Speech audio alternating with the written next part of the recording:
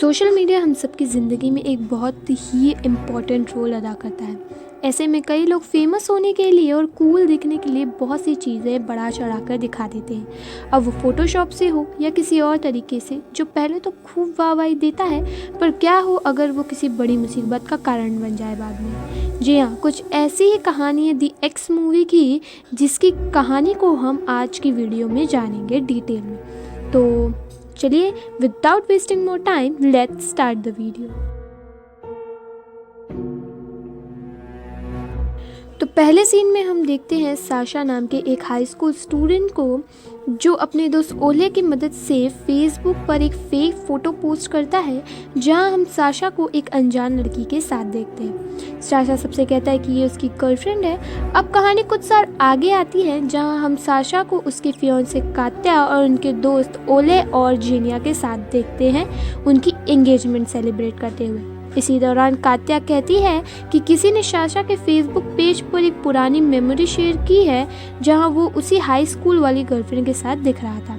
इस बात पर कात्या साशा को कन्फ्रंट भी करती है और साशा कहता है कि ज़रूर किसी ने उसके साथ मजाक किया है और उस मेमोरी को डिलीट कर देता है। घर पहुंचने के बाद कपल्स क्लोज आते हैं, जहां बैकग्राउंड में एक न्यूज़ देख पाते हैं जिसमें किसी लड़की ने एक वेडिंग फंक्शन में जाकर ग्रूम को गोली मार दी और फिर खुद को भी मार ली।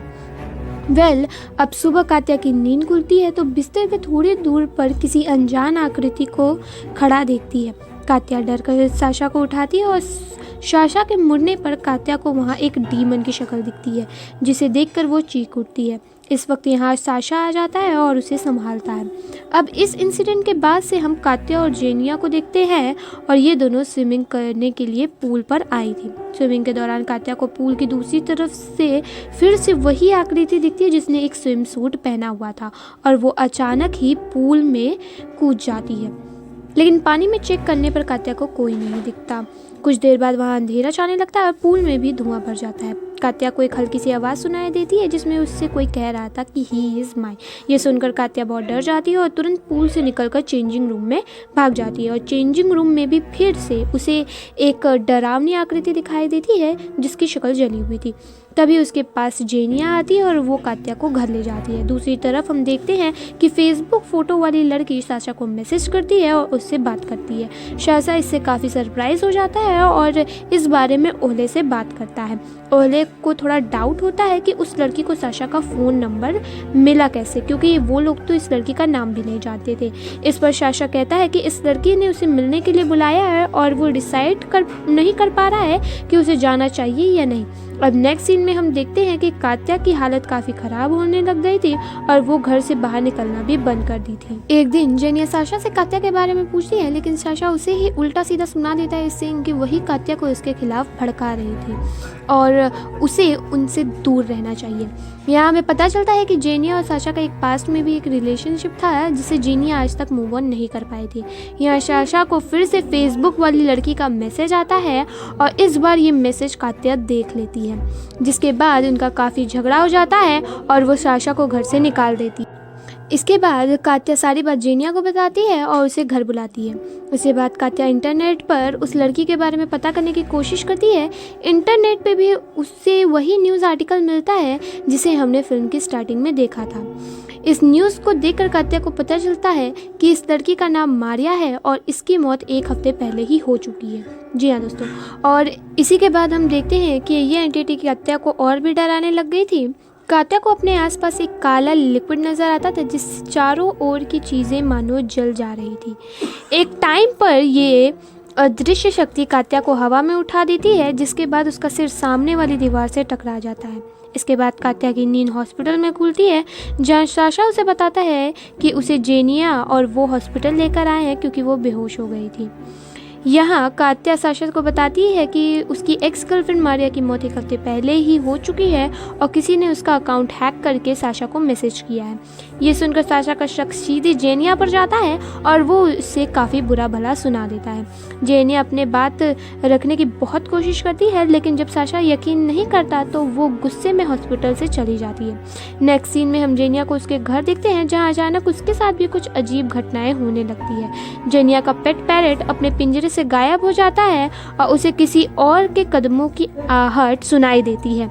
वो देखती है कि उसके कमरे में एक लड़की खड़ी है जो अंधेरे में उसे एक साए की तरह देखे जा रही है। ये आत्मा उसे भी हवा में उठा देती है और इसके बाद बड़े ही बेरहमी से उसे मार डालती है।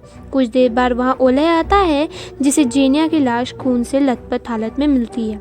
ओले उसी वक्त ये बात साशा को बताता है जिससे साशा काफ़ी परेशान हो जाता है।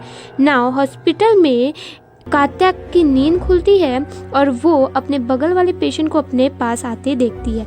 पहले तो कात्या उससे बात करने की कोशिश करती है, लेकिन पास आकर ये पेशेंट एक अजीब काली आकृति में बदल जाता है जो जलकर गायब हो जाता है। इससे कात्या बहुत डर जाती है और बाहर भागती है। बाहर कात्या को साशा दिखता है जहां वो उसे संभालने की कोशिश करता है, लेकिन तब तक ये एंटिटी इन दोनों का पीछा करने लगती है। किसी तरह जान बचाकर ये दोनों बाहर आते हैं और कार में कात्या साशा को मारिया के बारे में पूछती है जो आत्मा बनकर इनका पीछा कर रही थी। यहाँ साशा रिवील करता है कि ये लड़की कभी उसकी एक्स थी ही नहीं। जी हाँ, हाई स्कूल में ओले ने फ़ोन रिपेयरिंग का काम किया था और जिस दौरान उसे एक पुराने फ़ोन में मारिया की फ़ोटो मिली थी और उन्होंने कूल बनने के लिए इसमें साशा को फ़ोटोशॉप करके फेसबुक पर डाल दिया था। यहाँ साशा ये भी कहता है कि उसकी तो मारिया से जिंदा रहते हुए भी कभी बात हुई ही नहीं थी। ये सुनकर कात्या साशा को वो न्यूज़ आर्टिकल दिखाती है जिसमें मारिया ने अपने एक्स की शादी में घुसकर उसे मार दिया और फिर खुद को भी गोली मार ली। सच का पता लगाने के लिए दोनों मारिया के घर जाते हैं और मारिया के घर पर इन्हें मारिया की माँ मिलती है जो उन्हें अंदर लाती है। यहाँ कात्या कुछ इंटरनल फीडिंग के लिए इस्तेमाल करने वाले कुछ फूड पैकेट्स देखती है जिस पर मारिया की माँ उन्हें बताती है कि ये उनके पति के लिए है जो कि कोमा में है और इन्हीं ट्यूब्स के थ्रू उन्हें खाना खिलाया जाता है। यहाँ वो इन दोनों को उनकी बेटी की कहानी बताती है जहाँ मारिया की माँ कहती है कि आज से 7 साल पहले मारिया की शादी होने वाली थी। शादी के कुछ दिन पहले ही किसी ने इंटरनेट पे उसकी फ़ोटो किसी दूसरे लड़के के साथ शेयर कर दी। इस बात से मारिया का फियोंसे मारिया से बहुत गुस्सा हो गया और मारिया के लाख कहने पर भी उसने शादी तोड़ दी। यही नहीं, उसने मारिया के चेहरे पर एसिड भी फेंक दिया जिससे कि मारिया की पूरी ज़िंदगी बर्बाद हो गई। 7 साल तक मारिया ने खुद को कमरे में बंद रखा और वो कभी भी खुद को मिरर में नहीं देख पाई। लेकिन कुछ दिन पहले उसे खबर मिली कि उसका एक्स बॉयफ्रेंड जेल से छूटने के बाद किसी और से शादी कर रहा था। तब उससे रहा नहीं गया और उसने अपने पिता की गन से उसे गोली मार दी। ये कहकर मारिया की माँ बहुत रोने लगती है और साशा को अपने किए पर बहुत शर्मिंदगी महसूस होती है। कात्या साशा को लेकर वहाँ से निकलती है और वो डिसाइड करते हैं कि उन्हें जल्द से जल्द शादी कर लेनी चाहिए जिससे कि ये आत्मा उनका कुछ भी ना बिगाड़ पाए। इसके बाद वो लोग ओले को एक मिरर लेकर बुलाते हैं क्योंकि उन्हें पता चला था कि जिंदा रहते मारिया को मिरर से बहुत डर लगता था। तब तक मारिया की आत्मा बहुत वायलेंट हो चुकी थी और वो एक और आदमी को मौत के घाट उतार देती है ना। ओले कात्या को और साशा को लेकर अपने अंकल के पास जाता है जो कि एक प्रीस्ट थे। उन्हें सारी बात समझाने के बाद अंकल पहले तो यकीन नहीं करते, लेकिन उसी वक्त चर्च के बाहर मारिया की आत्मा आ जाती है जो उन पर हमला कर देती है। इसके बाद सभी लोग डोर वगैरह क्लोज करके मैरिज रिचुअल शुरू करते हैं और रिचुअल्स के दौरान मारिया बार बार उन पर हमला करने की कोशिश करती है, लेकिन किसी तरह रिचुअल्स पूरे हो जाते हैं। लेकिन उसी समय प्रीस्ट पीछे की तरफ गिर जाते हैं और मारिया चर्च के अंदर आ जाती है। इसके बाद बचाव के लिए जो मिरर लाया गया था वो भी टूट जाता है और वहां आग लग जाती है जिससे ओले जलकर मर जाता है। यहाँ कात्या को बचाने के लिए साशा उसे कमरे में बंद कर देता है और खुद मारिया को फेस करता है। कुछ देर बाद दरवाज़ा अपने आप खुलता है जहाँ कात्या साशा को बेहोश पाती है। इस पर प्रीस्ट उससे कहते हैं कि शायद मारिया का अंतिम संस्कार अभी तक नहीं हुआ है और उसकी आत्मा किसी शैतान के वश में हो गई है। इसी वजह से वो चर्च में भी आ सकी और इतना आतंक मचा सकी। इस पॉइंट पर कात्या को मारिया की माँ की इंटरनल फीडिंग वाली बात याद आती है और वो साशा को प्रीस्ट के पास छोड़कर मारिया के घर जाती है। मारिया के घर पहुँचकर कात्या को मारिया की लाश ट्यूब के सहारे मिलती है जहाँ वो मशीन वगैरह के सहारे जिंदा रखा गया था। यहाँ मारिया की मोम कात्या पर हमला कर देती है और कात्या उन्हें समझाती है कि मारिया अब जा चुकी है और अब उसे जाने देना चाहिए क्योंकि उसकी आत्मा एक शैतान के वश में है जो उससे ये सब कत्ल करवा रही है। लेकिन उसकी माँ ये सब नहीं सुनना चाहती थी और तभी मारिया के रूप में वो डीमन कात्या पर हमला कर देता है और उसे भी मारने की कोशिश करता है। इस पॉइंट पर मारिया की माँ को उसकी गलती का एहसास हो जाता है और वो मशीन वगैरह डिस्कनेक्ट कर देती है जिससे मारिया की मौत हो जाती है।